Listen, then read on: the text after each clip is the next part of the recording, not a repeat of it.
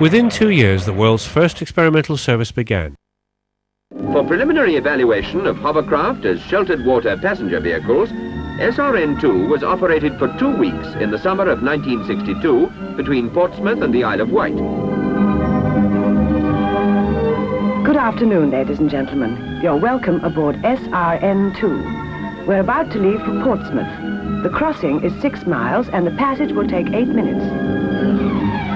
Using crowded holiday beaches, SRN-2 operated with the facility and the capacity of a fully laden London bus.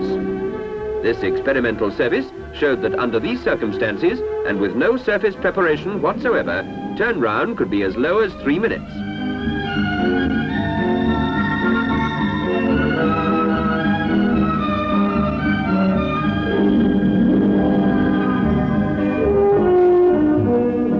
Passenger reaction was favorable, and the service proved that it is possible to operate to a tight schedule with this type of craft.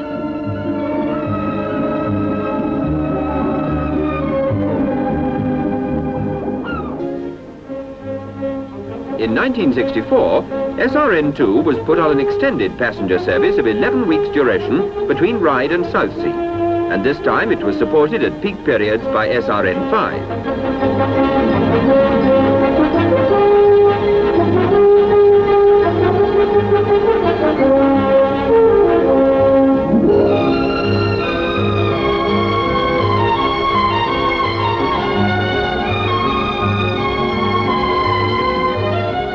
Together, the two craft carried 30,000 passengers, 1,636 in 1 day alone.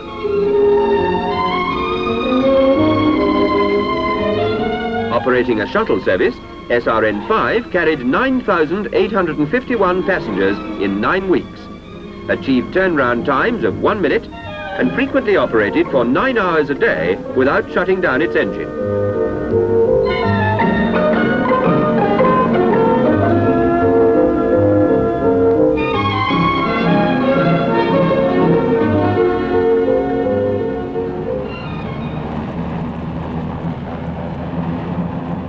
From these early experimental services, the main partners of Hover Transport set up Hovertravel for a Solent operation.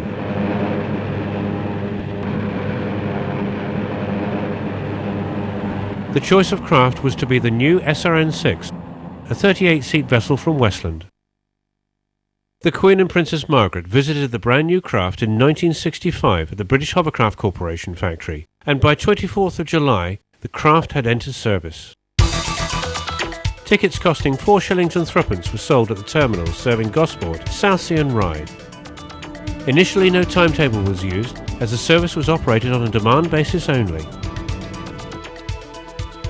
Businessmen, schoolchildren, tourists alike soon set the demand and a structured timetable was to follow. The service was a success from the start.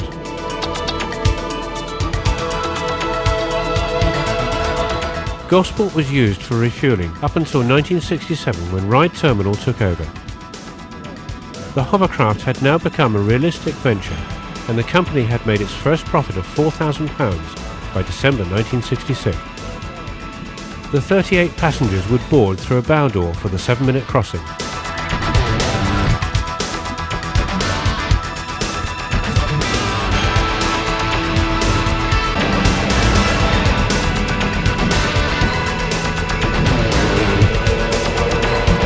The SRN-6 could cruise at 60 miles per hour and cross the Solent in under 7 minutes. Initially, with only one craft and one captain, up to 77 crossings per day could be made. Within 3 years, Hovertravel had carried 1 million passengers.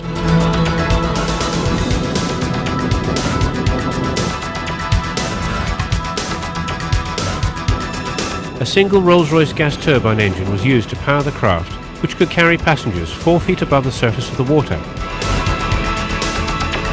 The engine would drive an aircraft propeller and a lift fan to provide air to the skirt. Hovertravel initially ran a summer and winter service, but took a pause during the winter of 1968 to start charter operations and begin refurbishment of its first SRN-6, which had now accumulated 5,000 hours.